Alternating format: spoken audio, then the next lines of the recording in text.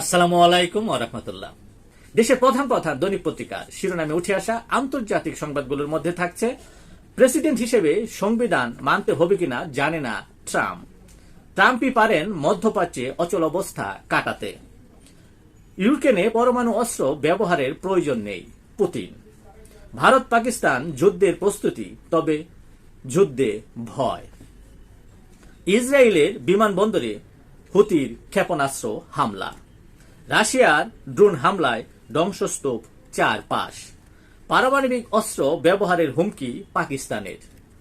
প্রায় 15 ঘন্টা সংবাদ সম্মেলন মালদ্বীপের প্রেসিডেন্ট মইজুর। এই ছিল দেশের প্রধান প্রধান দৈনিক পত্রিকার শিরোনামে উঠে আসা শীর্ষ সংবাদ, যা নিয়ে এতক্ষণ আপনাদের মাঝে উপস্থিত ছিলাম। আশা করি আপনাদের ভালোই লেগেছে।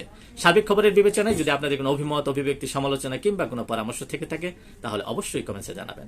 আপনাদের কমেন্টসের প্রত্যাশায় আজকের মতো এখানে বিদায় নিচ্ছি। আবারও দেখা হবে আগামীকাল ঠিক একইভাবে। সে পর্যন্ত অবশ্যই ভালো থাকবেন, সুস্থ থাকবেন। আসসালামু আলাইকুম ওয়া রাহমাতুল্লাহ।